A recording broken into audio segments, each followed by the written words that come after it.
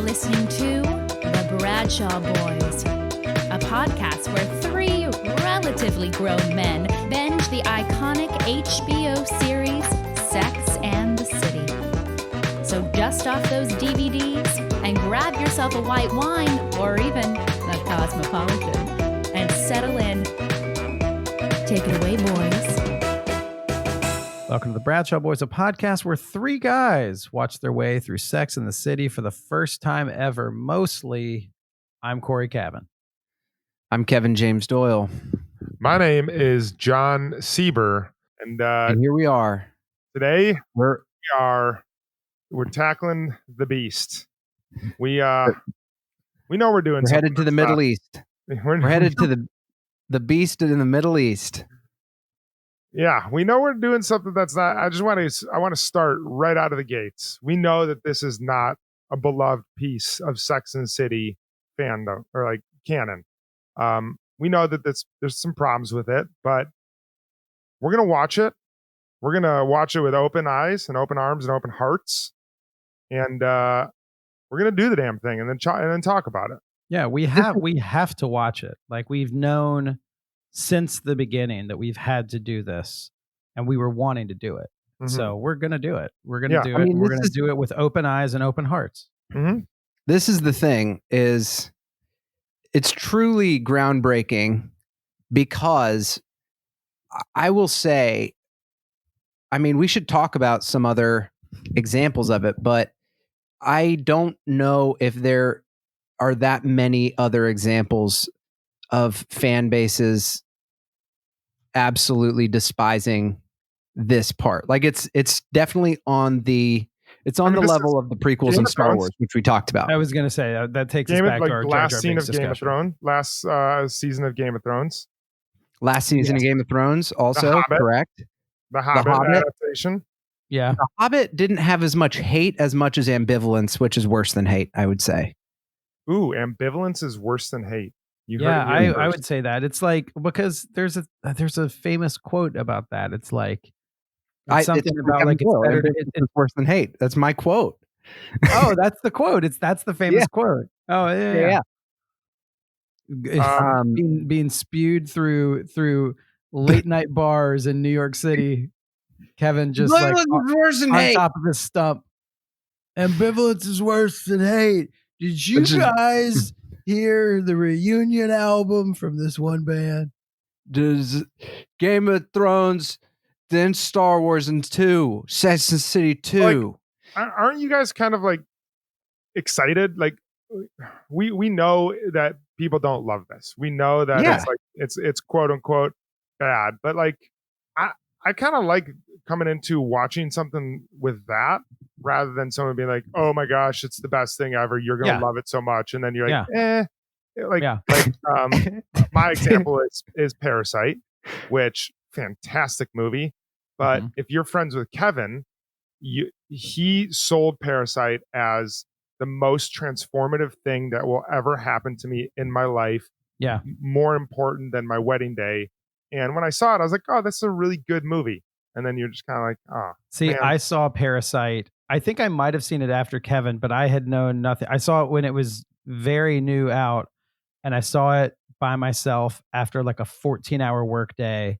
And I was like, I don't want to do anything, but I can't go home. I need to like chill. So I'm just going to go watch this random movie. And I do nothing going in, and it like blew my socks off. Yeah. But I think that's the best way to go into. I think that's the best way to go into any movie is no trailer, nothing. And but I think going into something where it's the worst, then it's like, well, I think it can only go up from here, or it can be like, that was pretty bad. Exactly.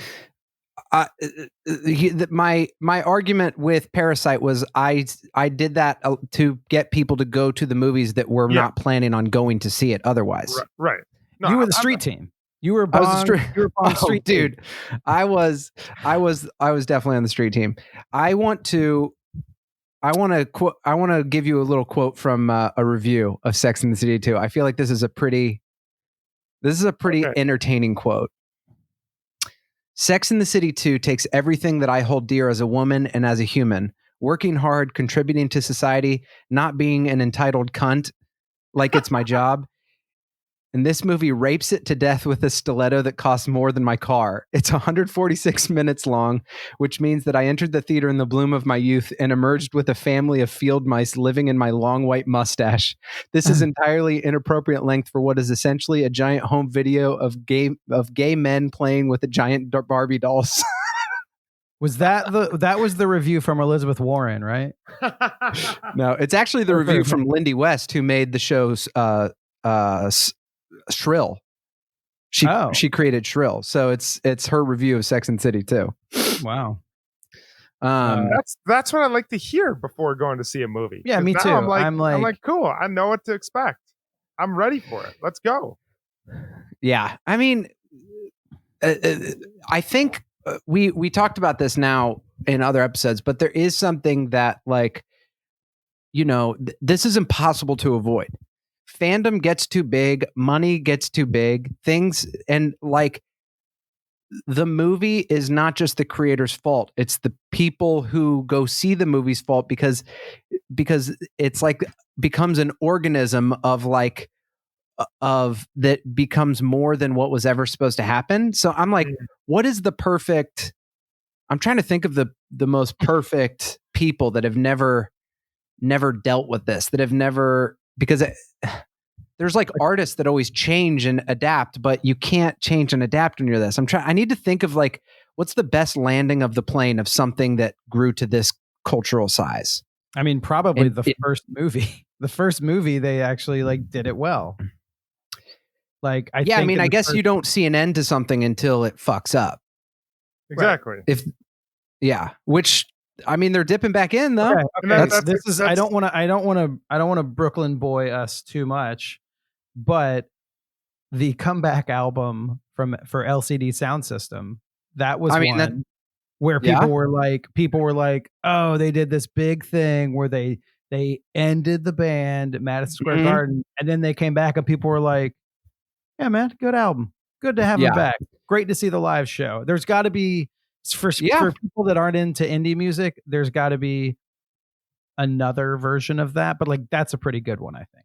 Yeah, no, I think that's a great example. I think it's a great example that will only appeal to 5% of our fan base. But if you guys get into LCD Sound System because of it, then we did our jobs. I'm gonna appeal to the other.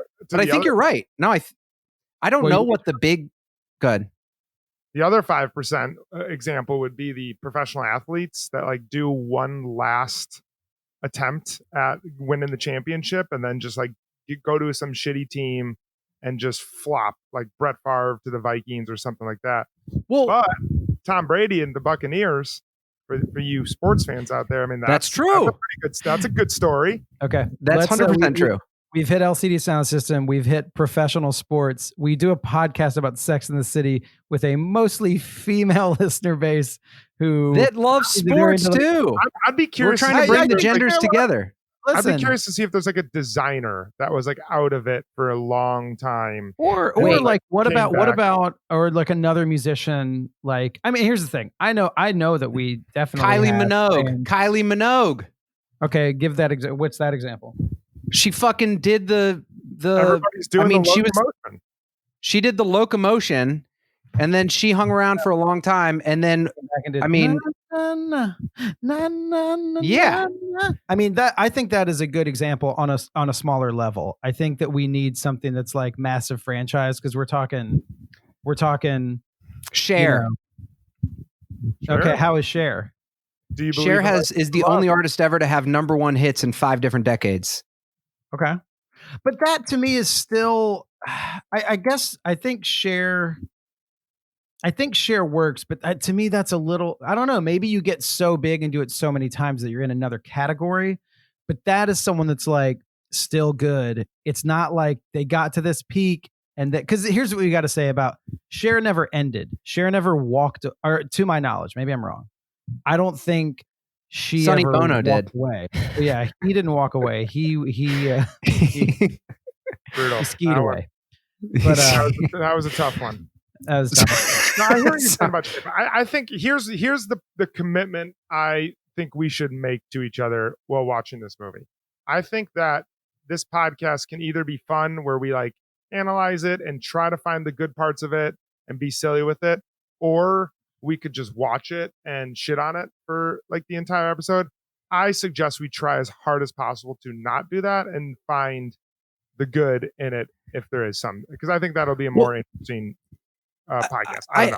I agree with you because I am a film buff. We're all film buffs. Well, me and Cory are. Jon is more of a book buff, but we love, I mean, as you can tell from the story, from the podcast, like we love stories.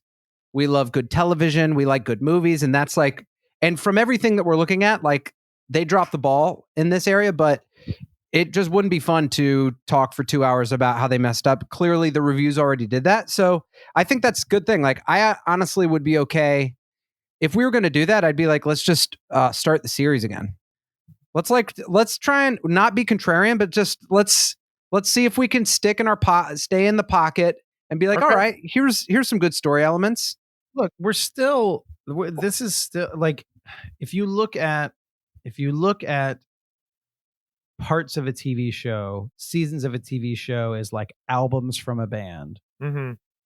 You know, the band has changed over the seasons, and then they did the first movie, and that was like their biggest like double album or whatever. We're just listening to a new album. It's the same band essentially. I mean, I think what'll be interesting to continue what we're saying about like comebacks, it's going to be really interesting when we get to the new series on HBO, because that is a different band. SGP just said the other day, it's all new writers. It's, I mean, MPK is running it, but it's new writers.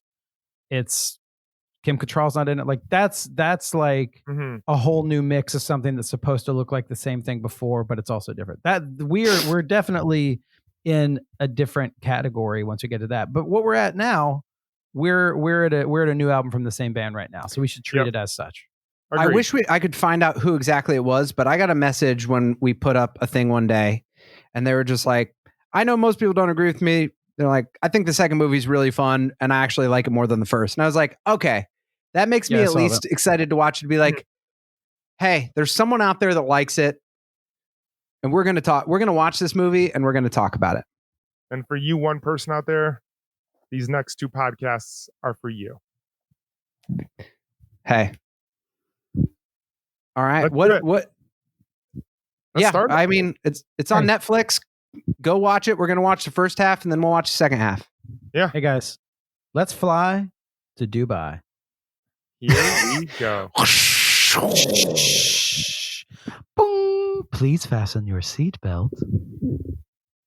The boys are taking off. Uh-oh, some turbulence. Oh, I see some turbulence. An engine went out. We're cruising at 30,000 feet right now. We just want to welcome you on Bradshaw Boys Airline. And we're going to be coming through the cabin with some racial stereotypes. And here's a bad take on. We tried to do that well, and this is what we've been told of what's going to happen in this movie. But that's what you get at the second Sex and the City movie. So this plane is not piloted by Sully Sullenberger at all.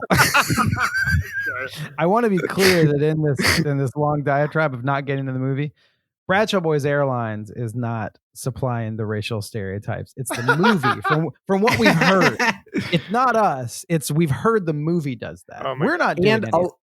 Okay, this is the last thing I'll say, which is, you know what? Like, if anything, the redemption of the movie is finally here, because finally you get to hear the Bradshaw Boys take on it. It took a decade, but finally, for those of you that hate the second movie, just let our us. Podcast is here to make all things right. Let 3 straight white men mansplain it for you, and it'll make it all gravy.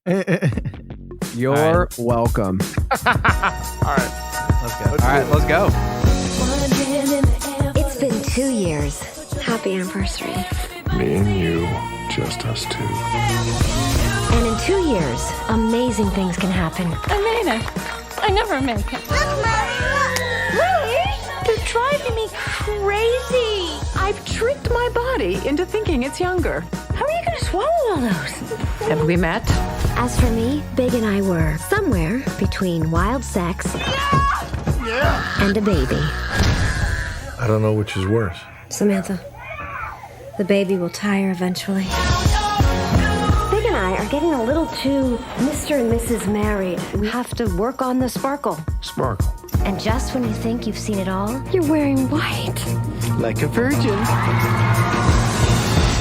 What happens after you say I do? I think we need some glamour. 1 week in Abu Dhabi, all expenses paid for all 4 of us. Get out of town. My point exactly. I can hear the decadence calling.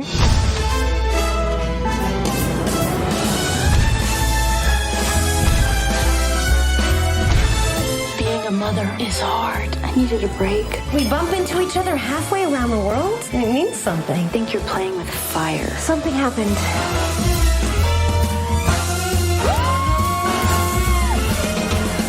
Deal ages ago. Man, babies, doesn't matter. We're soulmates. Like Jasmine and Aladdin? Yes, sweetie, but with cocktails. Ladies and gentlemen, we are diverting Bradshaw Boys Airlines to Abu Dhabi from Dubai. Earlier, we said we're flying to Dubai. We're actually flying to Abu Dhabi. Also, everything we say will be culturally sensitive, but the movie, we're not so sure. We haven't really come into anything in the movie yet, but we will be flying to Abu Dhabi now. All right, thank you very much. You know, That was the pilot. it was a good. I feel like we speculated before. We're like, what should we do? And we said, let's do 115. Let's go halfway. And I feel like we kind of nailed it for a good place to stop. Oh my gosh, the halfway point cutoff was point is perfect. Yeah. Yeah, It's the scene the last scene we watched was the scene where Carrie's servant, I'm not sure, butler, warmed up a glass of milk and talked about how he doesn't see his wife because she lives in India, but the moments they do see each other are what? What are you laughing at? It's just so it's gonna be. I get the second half of this movie is just going to. We just went up a whole roller coaster, and we're about to get on a ride of what the fucks for the episode after this. Probably, but Probably so. I mean, so far, I turned to Katie. I'm like, this is not. This is not a bad movie. Even the stuff. Well, we have to talk through some stuff, but like even the stuff.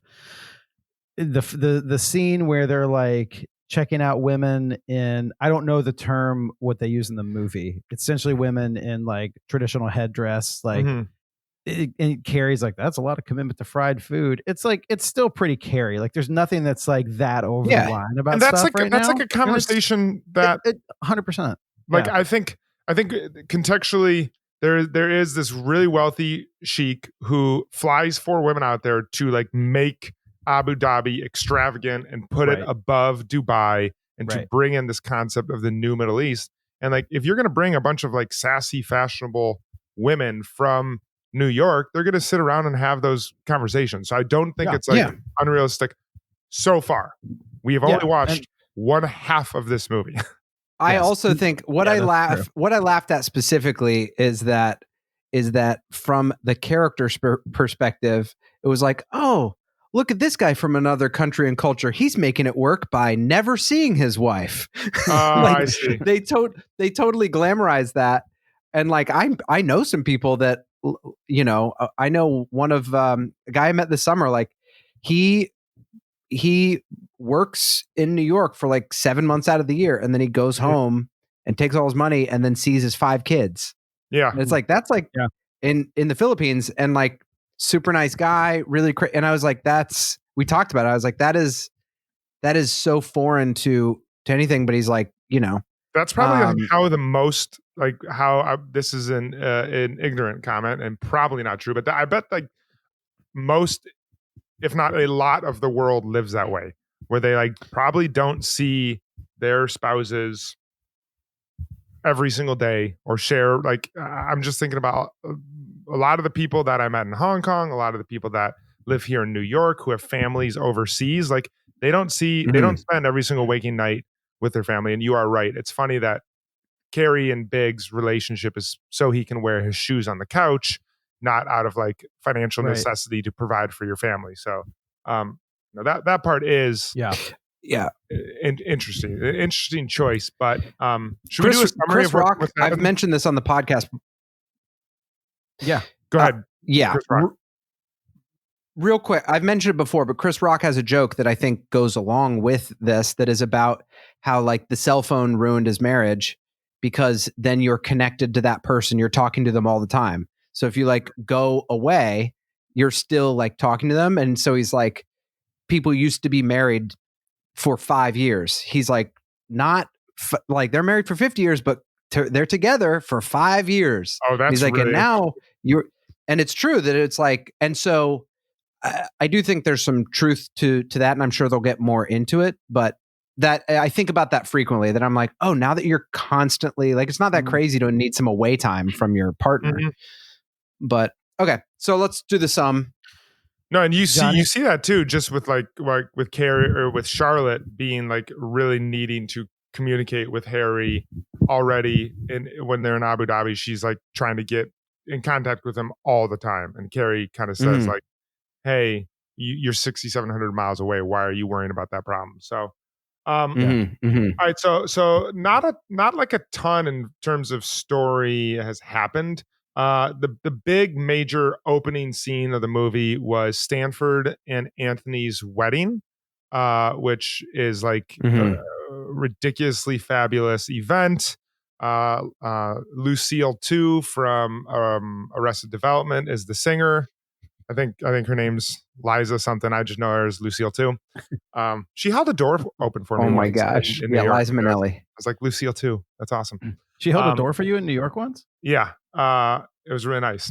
And then we have the individual women's storylines. I think two of them, these, in my opinion, are very interesting, and two of them are a little bit bland.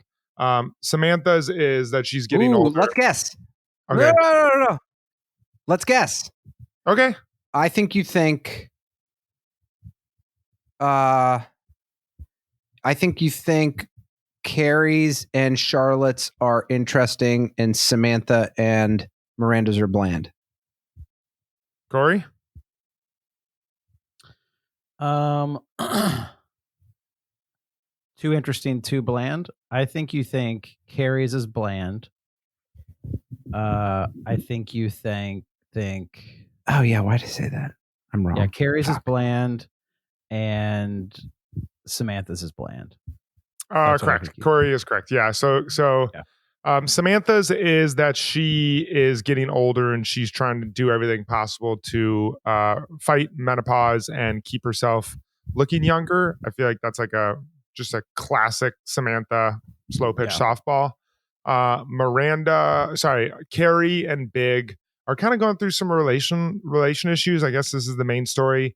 He is like wanting to live more of a slowed down life.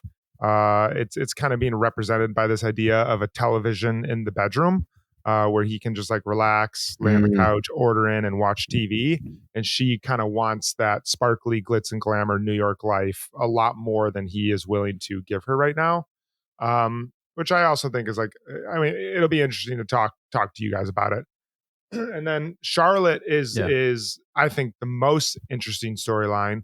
She is kind of experiencing this frustration and this kind of realization that her life is really hard now that she has 2 kids, and it's being represented by this nanny who's really beautiful, who doesn't wear a bra, and she's kind of worried that Harry and this nanny are going to have a thing. And that one, I imagine, is extremely relatable to a lot of women who have 2 kids and who are now like, this is what I wanted my whole life, and now I'm it's hard. I'm making cupcakes. My vintage clothing is getting ruined. So that's happening with Charlotte. And then Miranda quit her job due to a senior partner and her desire to be around Steve and Brady a little bit more, which I also think is like a really interesting storyline. So that's what's happening.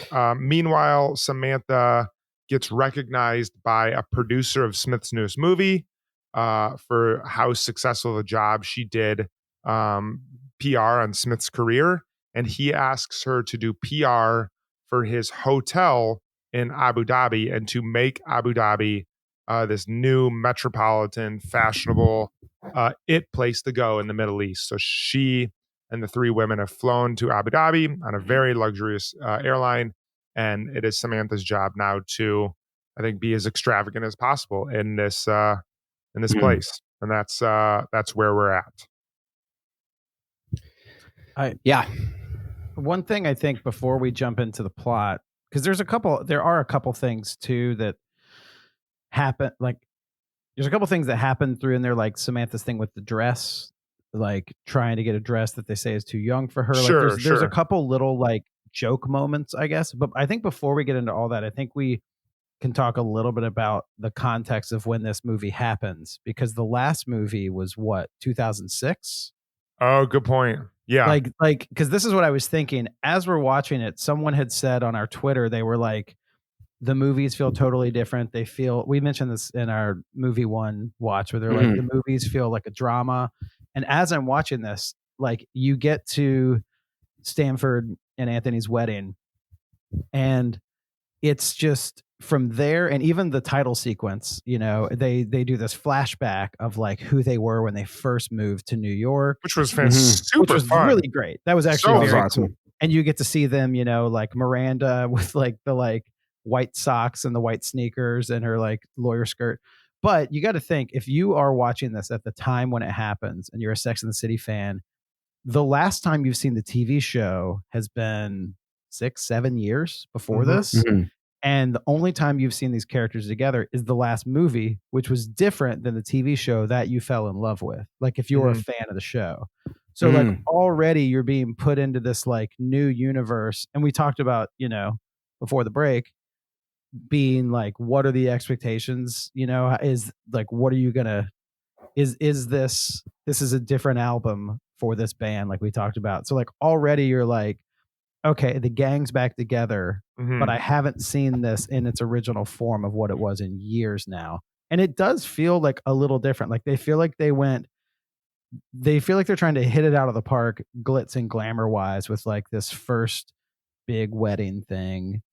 All the women are like glam to the max, which is great. They look great. But like, I do think there's something about the context of when this comes in, like culturally, and also they've mentioned it in the movie, but like, we've already had the crash of 2000, like the 2008, 2009 crash.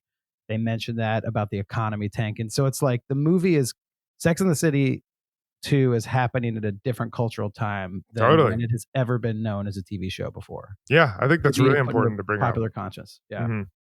So I just wanted to bring that up because I think that you think about that if you put it into what people saw it in the theater as. Yeah. There's a Jay-Z remix in the opening credits. Like, there's so much, there's like so much of I thought the opening credits were super fun. Like, they were too.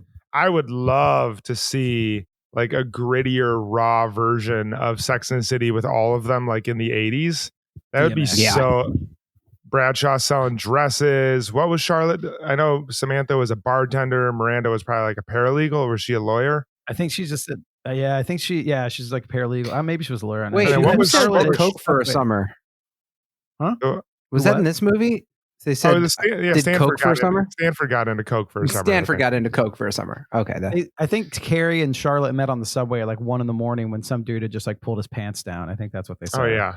Something like that. There's like a thing that that you don't know what you got till it's gone.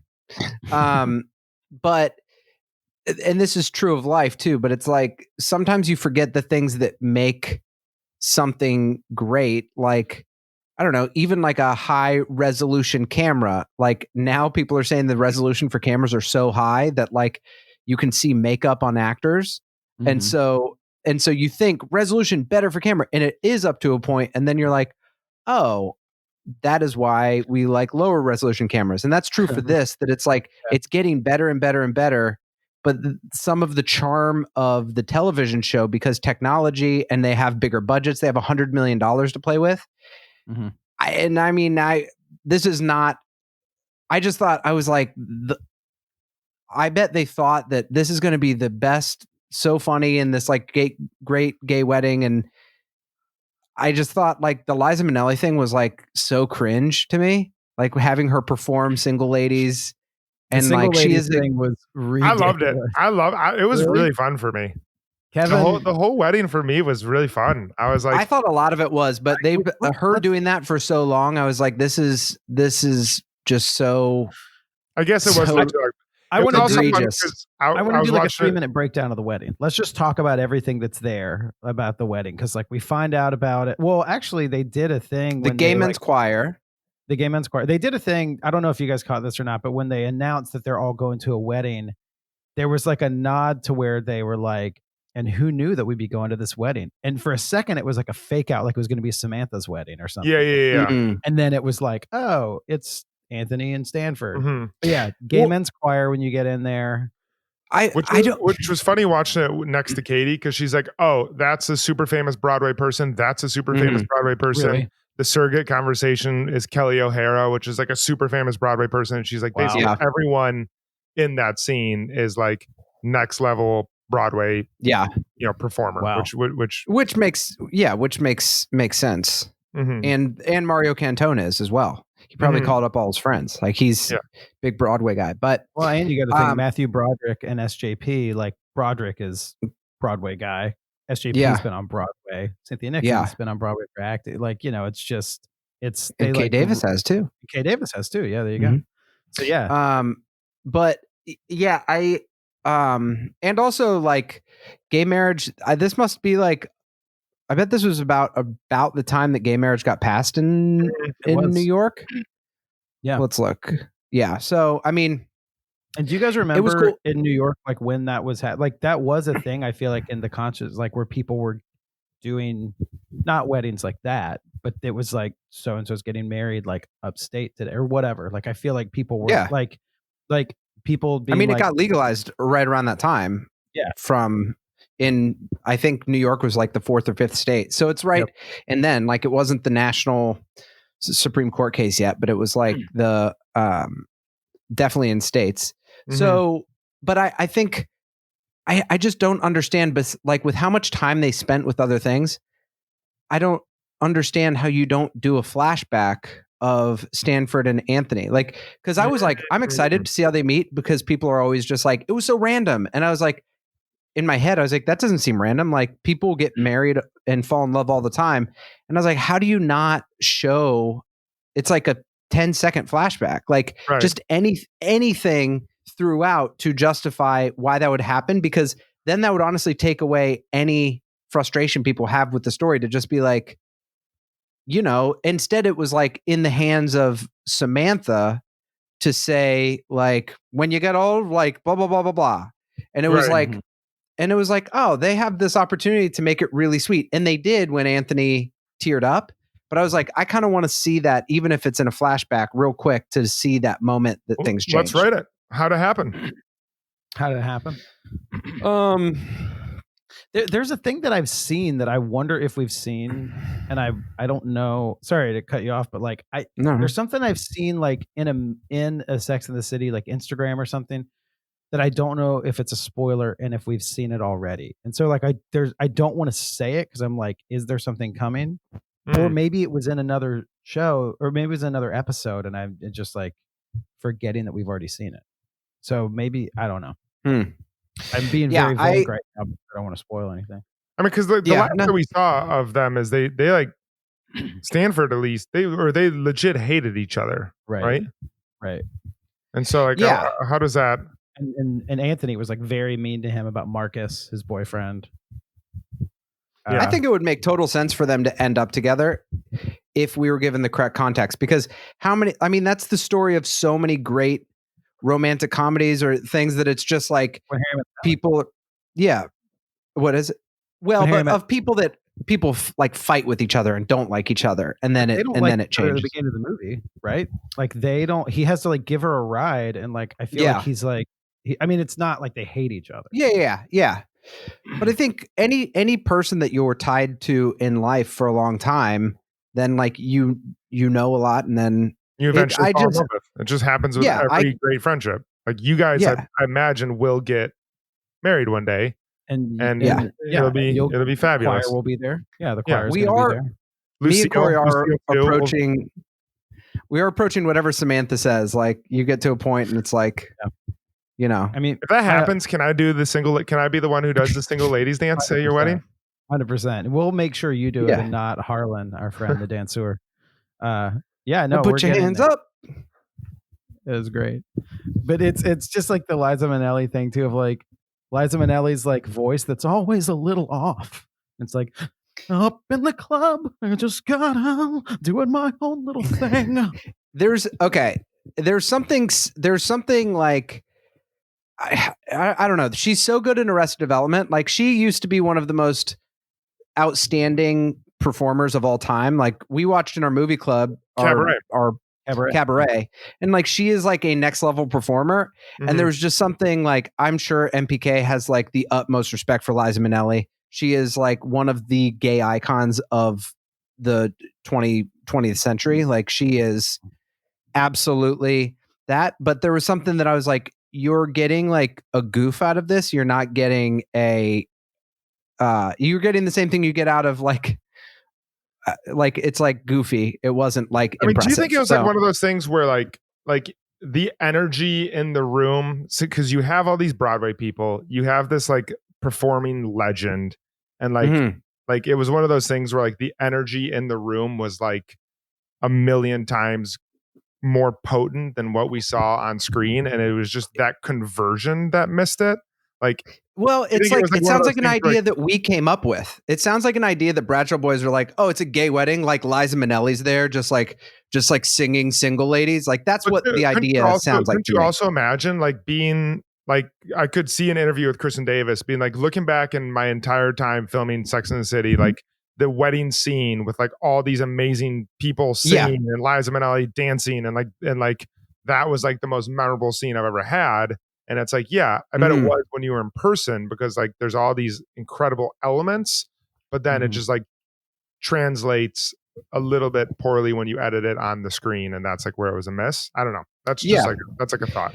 Yeah, because it's like going on a vacation and you think like, oh my gosh, we are going to go to the top of the Eiffel Tower and we're going to do this and this, and then it's like, oh, the thing I remember most was just like that little cafe that we found by accident. Like that's so much of like this, even this show from the whole time. It's like those small character moments. And I think this was a great epic way to bring everyone together. And, you know, it was like an opening scene, a way to like start off with a bang with the movie. And it was not, it was maybe, it's that thing I'm saying that it's like, oh, you have the budget, you have the stuff, you got to make use of it. And, you know, it feels very showy, and I feel like I think, and this is kind of why I brought up the context of like when we see the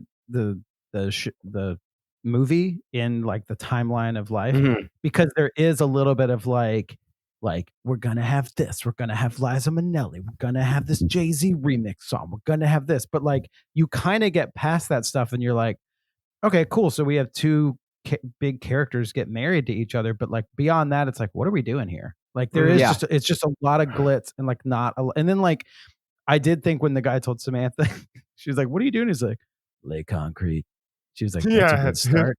But like her sex scene was so over the top to the point where I was like, this is gratuitous.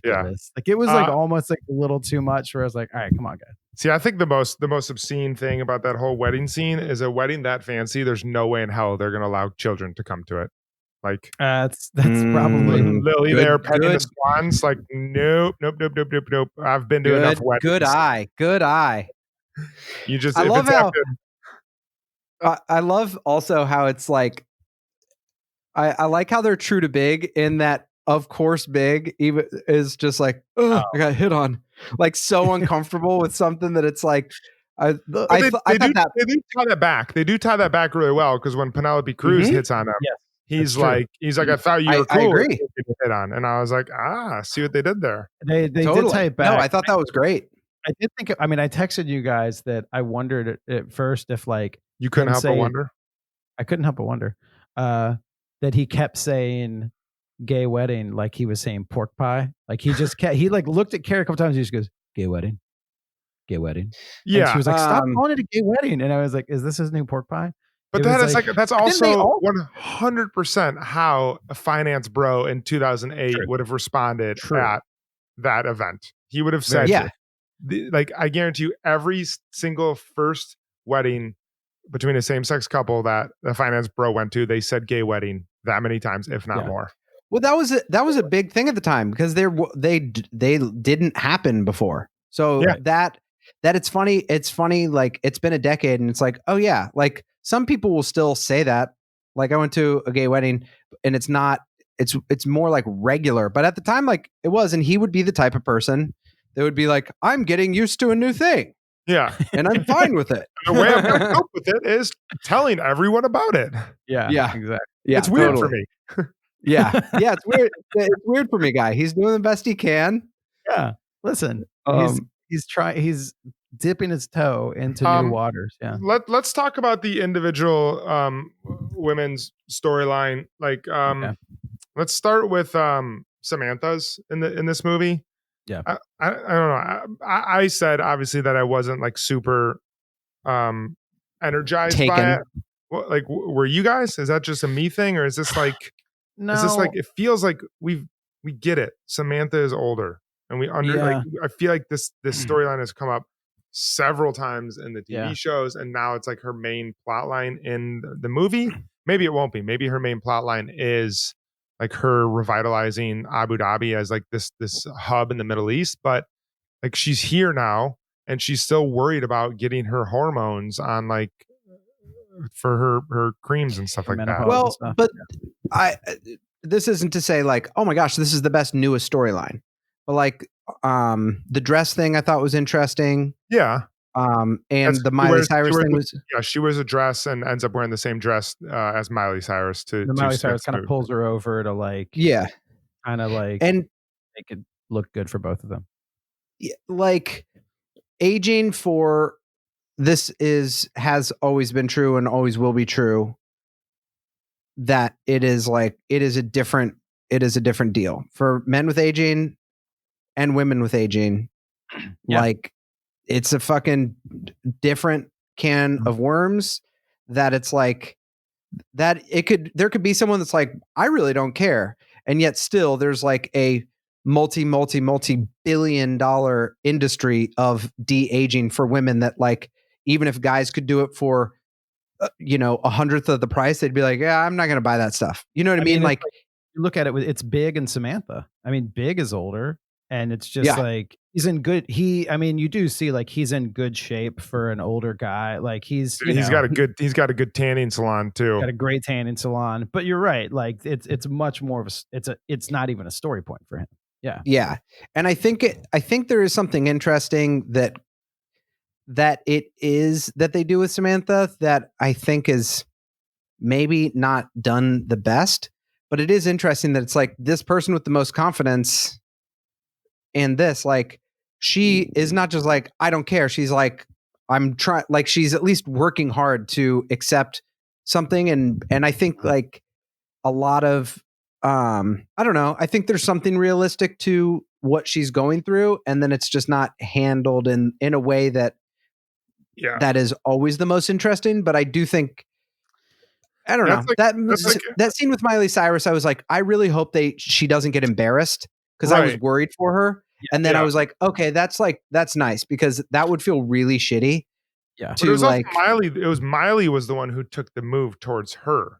Right. Like Samantha was kind of like sitting there with a smug look on her face, and Miley was the one that's like, "Oh, this is great."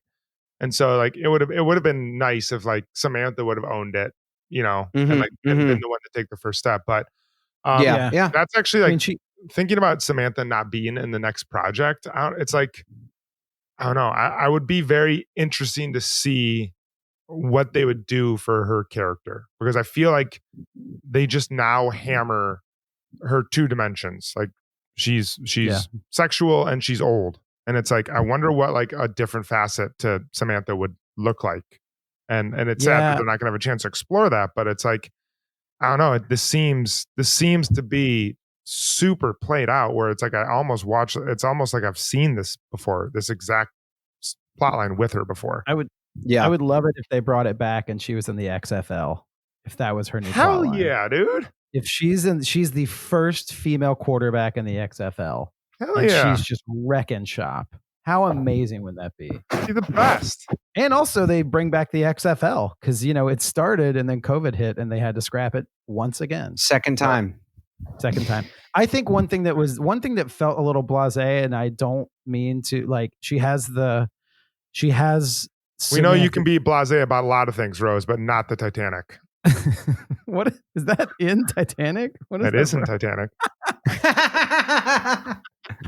It's just like what a pull quote right there. Nice job. Why do you know that quote? Billy Zane, man. You can be blasé about a lot of things, Rose, but not the Titanic. That's just great movie literature right there. There's also a great moment in Titanic where they're just like, God himself couldn't sink this ship. And it's like, ooh, foreshadowing. I wonder what's going to happen. Dude, we need to watch the Titanic. Yeah. Oh my gosh. And then all jerk off together to Kate Winslet's boobs. That is, for those listening that don't get that reference. No, don't tell them the context. I just want to do that. Great. All right. No, I did that in middle school one time with a bunch of other boys. Go rent the 30-year-old virgin now on iTunes and Apple TV. Kevin Doyle stand-up special where that story we should you guys like know that game where it's like you go to a Wikipedia page and like you like click Wikipedia and see how long it takes you to get see how long it takes you to get someone. I wonder what like the furthest topic you can get away from Kevin and how quickly he can bring it off to jerking off. It's like it's probably like, I don't know, like Mongolian throat singing. It's Walter probably Cronkite. Like, yeah, exactly. Walter. I mean, yeah, it's the 7 degrees of Kevin Doyle jerking off. There's no way it's 7 degrees. It's only 2 degrees. I think you can take any topic. Well, did I tell you guys about the time I masturbated to Walter Cronkite? There you go. He did it in 1 degree. Amazing. Just the way that he delivered the news in such a unbiased way got me horny. Certainly, you never fucked a hotel mattress.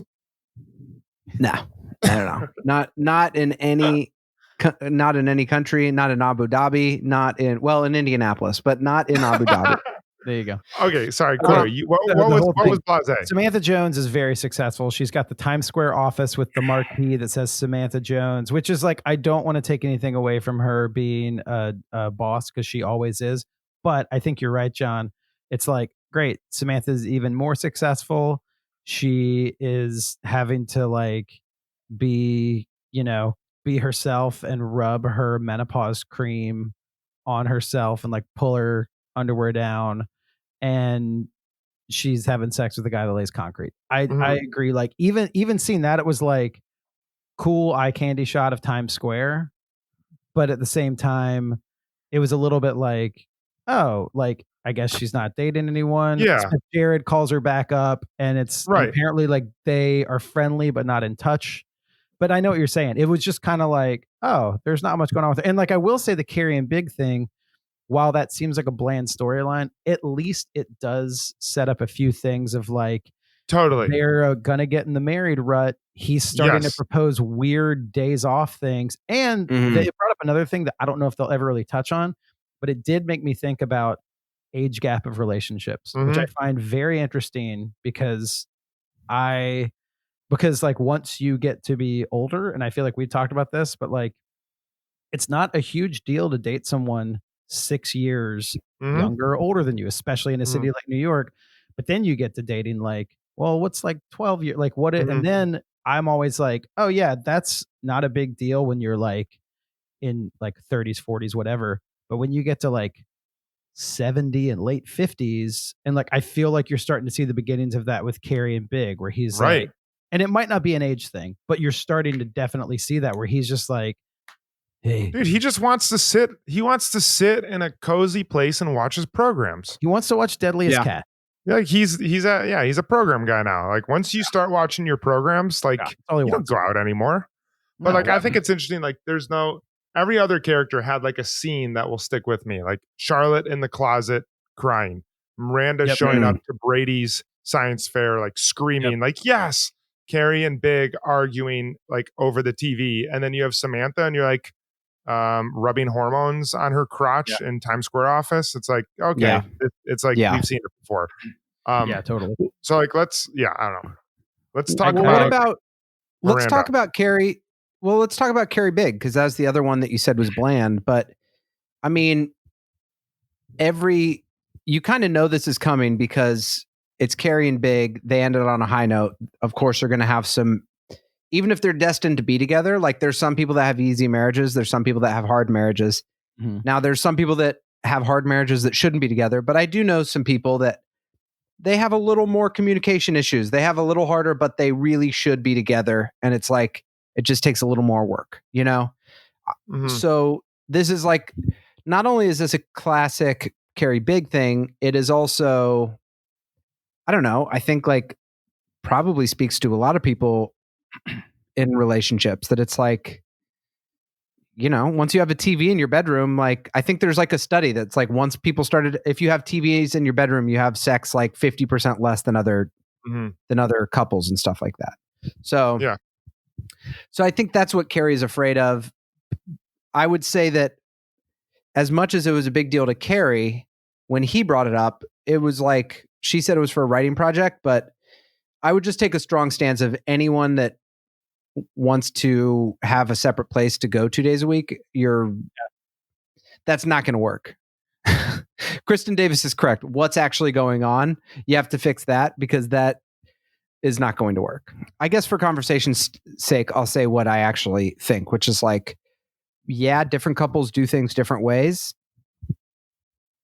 In general, there's like kind of one way to do marriage, which is like, some people would be like, yeah, we don't sleep in the same bed. It's like, okay, that's just the way we do things. Or it's like, he has a place he goes to twice a week. It's like, all right, I don't know if that qualifies as one of the things that it's like, you can do marriage different ways. And I think they're going to get to that. But I do think this is pretty clear that it's like, you are going to have to find a way to come together and compromise, not in getting an extra apartment does not seem like it. And then exhibit A would be that you have to deal with someone else's emotions. And he's suggesting getting another apartment. And she's also insecure about the fact that he's flirting with Penelope Cruz. So so I don't know. I just think him bringing that up is like, is really funny, because it's like, that's such like a typical dumb idiot way to just be like, oh, go watch my, like, and think that she's going to be super enthusiastic about it. Well, yeah. And it wasn't even just like, I think I need to get an office space aside to just be like, I need to be out. It was more like, why don't we just go live our lives separately 2 days a week and get it out? Because then it's like, what are you going to do the other 5 days? Like, what's that going to change? Also, just bad real estate decision in general, where they were like, because of the real estate market, we kept our apartment on the market. And I was like, why didn't you rent it out? You just, like, this is the second time you've been there in like 2 years. Yeah. And it's all together still. Like, why didn't you rent that apartment to someone? She's like, sometimes I go visit the clothes. You're not even using the clothes. They're just there. Well, I have an apartment. Yeah, exactly. I have an apartment for my clothes to live in. Your clothes don't have emotions, you idiot. It's so funny how much. Don't lie, Cory. You want an apartment just to keep groceries in. I want an apartment to keep groceries in. It has come to light as friends that I am a grocery addict.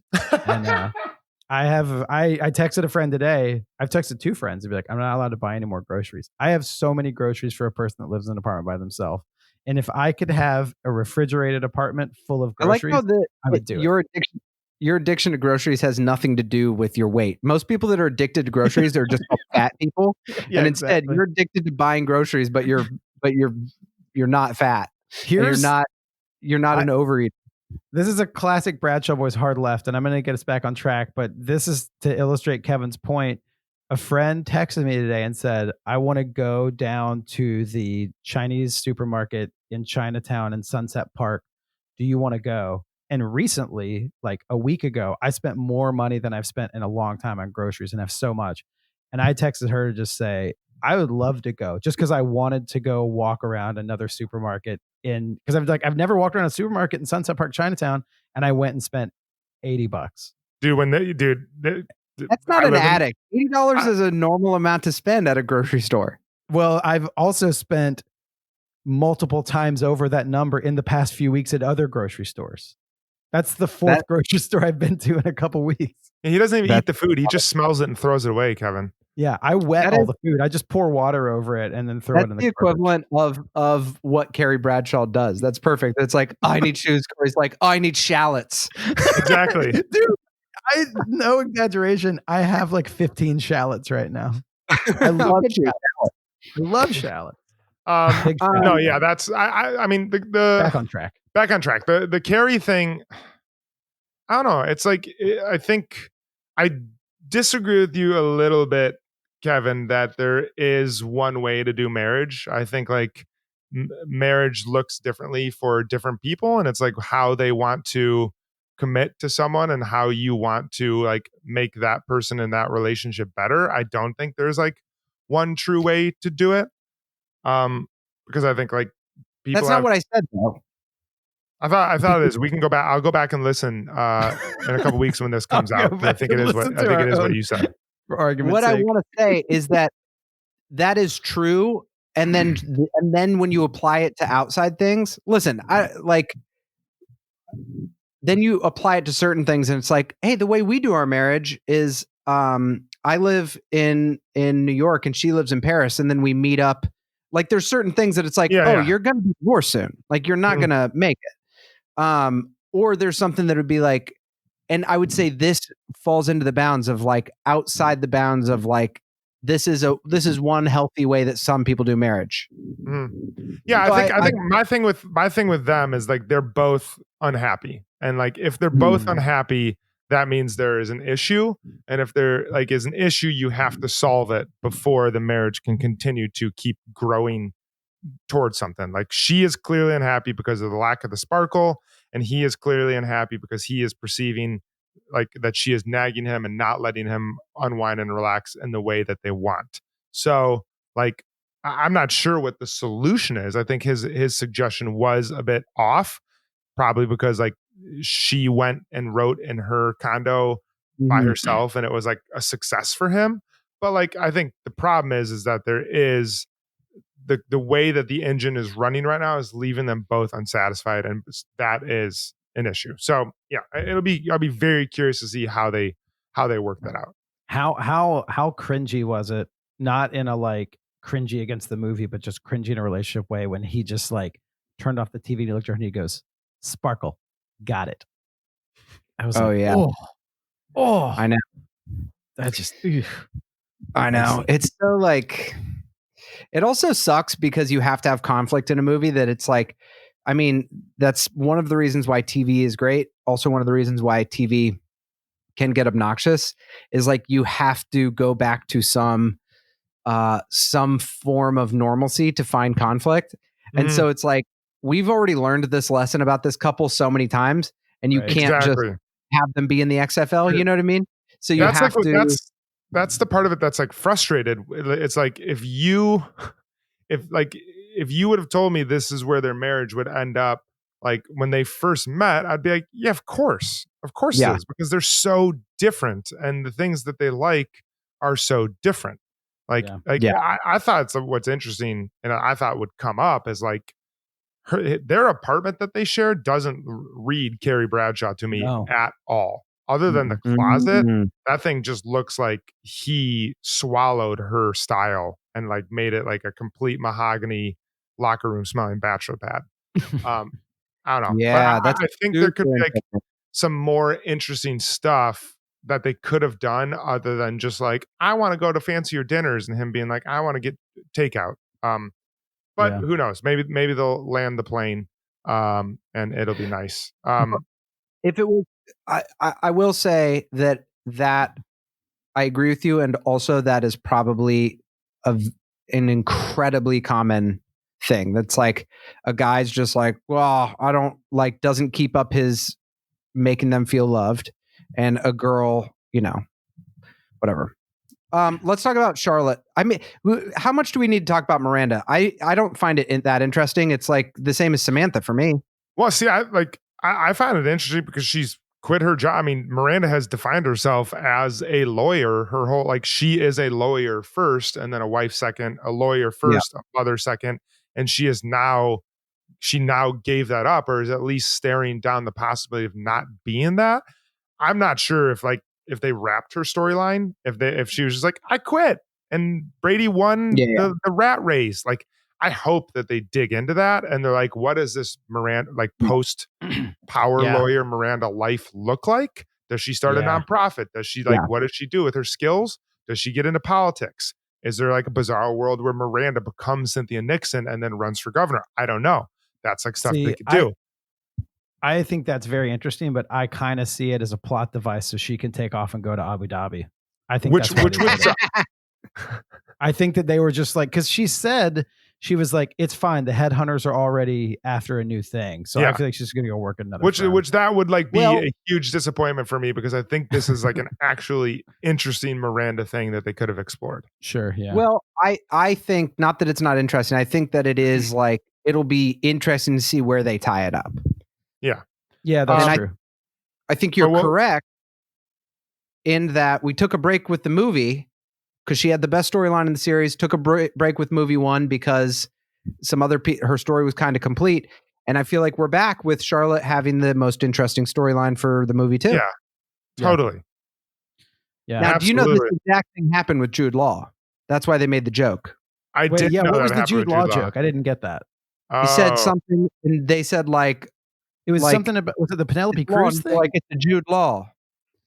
You don't have a nanny that's you don't get a hot nanny. We'd have to go back, but it's like there's a law for a hot nanny, and it is because Jude and his ex Sadie Frost hired a nanny in 2004. That same. Okay, so I think he's done it twice. Wow. What? Wait, hold on. Daily Mail. His ex Double Sadie Frost, Jude? the former couple was married to Sherry Rafferty, Iris and Judy, the kids range. That same year, they hired Daisy Wright. Jude got engaged to Sienna Miller, but the next year, Jude publicly apologized to Sienna. Ethan Hawke is married to his past nanny. And Ben Affleck cheated with his nanny. Yeah. Same with Arnold Schwarzenegger. When that happened with Ben Affleck, that's Chris Pratt is married to Arnold Schwarzenegger's daughter. No, I think Arnold Schwarzenegger hooked up with the nanny. Oh yeah, he has a kid. Yeah, he has a kid. But that, I mean, I will say this is a bit of diversion. I love how I think Bill Burr does a joke about like how the kid came out and just like he hadn't admitted to having an affair, and the kid comes just looking like a strong chinned Austrian. And he's like, yeah, and they're like, gee, I wonder whose kid this is. I mean, this is when the most recent one, the Ben Affleck thing happened. I remember there was a few articles that were pushing back against that trope that were, I'd have to find them, but they were basically like, this is pitting women against each other to be scared of other women. And I was like, but that's like, no, that is just a smart thing. Don't have a hot nanny. It's like some things about like, it's almost like a rich older housewife like cheating with her like tennis coach, and it's like a hot young tennis coach.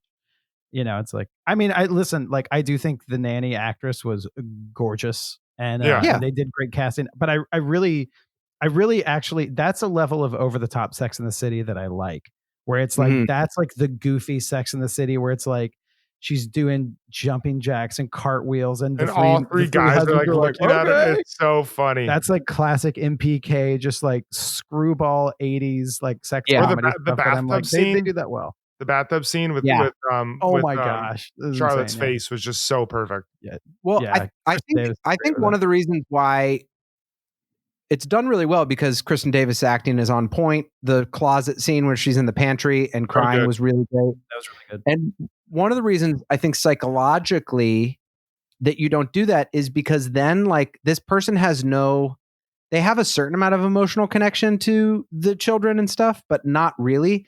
So you see them in all of the ways that it's like, cool. They're like the young hot person I have to have fun with.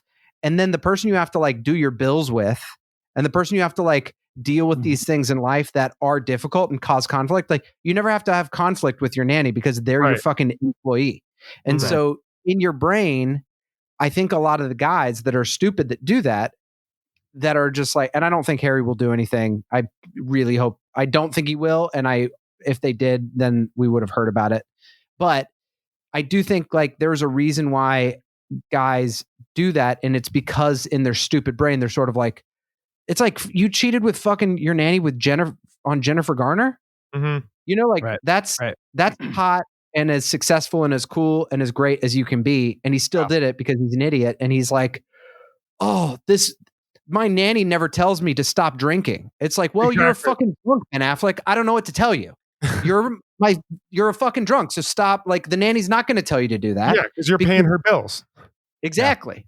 Yeah. No, that's totally. A really good HOTTAKE with Kevin Doyle. Like, I really like that. Wait, what's the song? HOTTAKE. Kevin does a take. HOTTAKE. Kevin does a take. Hot take. We gotta make a Steve Talk type song for that.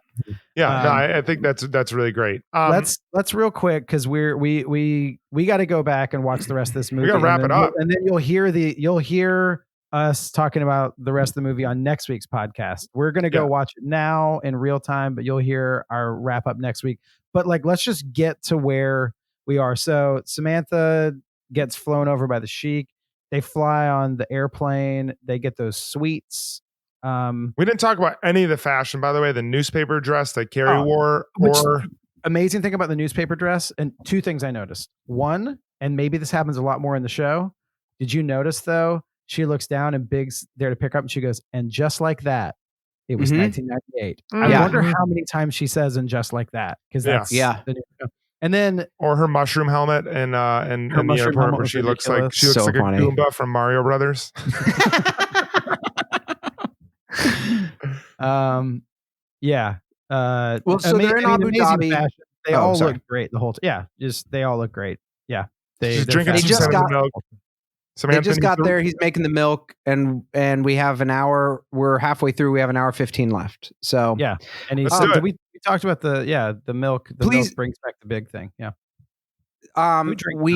Please go give us 5 stars on iTunes and go subscribe to our Patreon for $5 a month.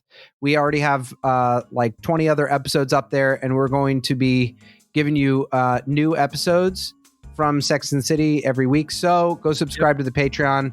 Give us a message and we'll or ask us any questions and we'll answer. Let's wrap this up like Samantha needs to wrap up her cleavage. Hey, there you go. She's a wrap up her what? They said she needs to wrap up her cleavage. She needs to be more modest in Abu Dhabi. There you go. Wrapping it up. All right. Later, taters. Later, taters. The Bradshaw Boys stars Cory Cavin, Kevin James Doyle, and Jon Sieber. The show is produced by me, Jeremy Balon, and narrated by Katie Sieber. This podcast is part of the Seltzer Kings Network. Check out all their great podcasts at seltzerkings.com. You can find the boys on their socials at The Bradshaw Boys or on their website at thebradshawboys.com. And as always, if you see them in the street, tip your glass. Thanks for listening.